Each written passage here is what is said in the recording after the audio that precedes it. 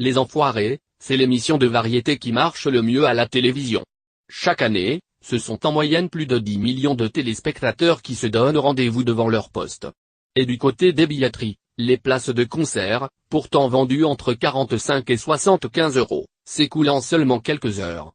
Pourtant, si dans l'imaginaire collectif la troupe des Enfoirés constitue l'une des principales ressources des Restos du Cœur, dans la réalité, il n'en est rien. En 2013-2014, les personnalités bénévoles avaient en effet rapporté, selon les comptes annuels de l'association, 22,963 millions d'euros. Une somme non négligeable, qui ne constitue pourtant que 12% des ressources totales des Restos du Cœur, estimées à 183,860 millions d'euros cette année-là.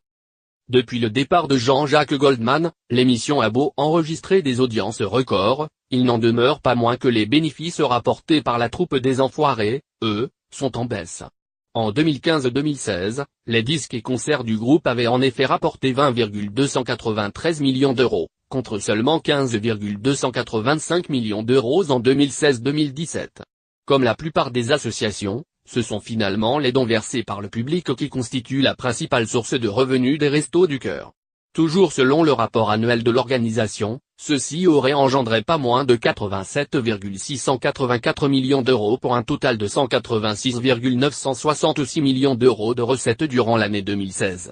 Une générosité que l'association doit cependant en majeure partie à la troupe des Enfoirés, qui permet aux Restos du Cœur de jouir d'une véritable reconnaissance médiatique.